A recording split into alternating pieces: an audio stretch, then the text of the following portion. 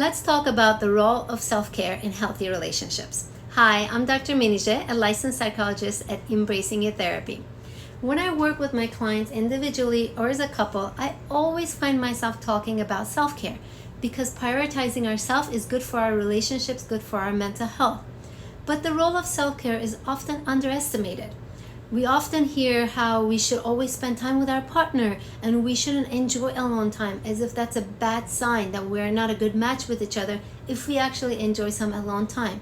But the truth is, when you spend time on your own, you get to refill your cup and you come back to your relationship more refreshed. And when you spend some time apart, you have something new to talk about, new things to share with your partner. And so when you spend some time alone and get to do things that bring you joy, it's actually good for long-term love and long-term connection. Let's first talk about signs that you might be neglecting yourself. Do you feel emotionally drained after giving so much to your partner, to your relationship? Do you feel like you have lost touch with hobbies or routines, friendships that bring you joy?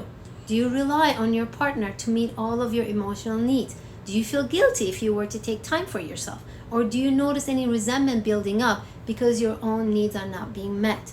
So if you said yes to any of these things, I want you to try these two skills. One, I want you to reclaim your individual identity, because it is all too easy to get lost in our relationship and lean into one another rather than having what we call self-regulation. So when each of you should be able to spend time on your own with friends outside, family outside of the relationship, as I said, it will fill your cup and you'll be able to maintain these hobbies and activities that are meaningful to you. Each person in a relationship is a whole person. So joining forces with another whole person to tackle life's ups and downs as a team will feel more empowering, will feel more fulfilling, will feel more satisfying. Number two, I want you to communicate your needs with confidence. So something I see as a couples counselor here in Woodland Hills is the guilt and shame that can come along with needing to be told something by a partner, or insecurity that we feel to tell something to our partner.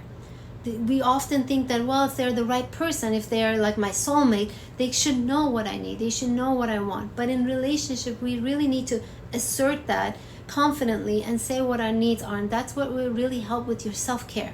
To tell your partner, tonight I want to stay home, why don't you go out with friends, or to this morning, Sunday morning, I actually want to go for a hike, or I want to sleep in, why don't you go for your run? So in order to communicate these things so that our partner knows what our needs are, when do we need some self-care, when do we need some alone time, and this doesn't again hurt their feelings or offend them. That's some of the things that we feel guilty or embarrassed, like, oh, I don't want to look like a bad person for telling him or telling her that I need some alone time. Because your partner cannot guess what you want, they cannot read your mind, so please consider communicating your needs effectively so that you have more time for self-care. This will be good for both you and your partner, and it will help your relationship thrive. If you have any questions about any of these, please comment below and I will personally respond to you. And if you're in California and interested in couples therapy or individual therapy, please reach out to us and we would love to connect with you. And I'll see you in the next episode.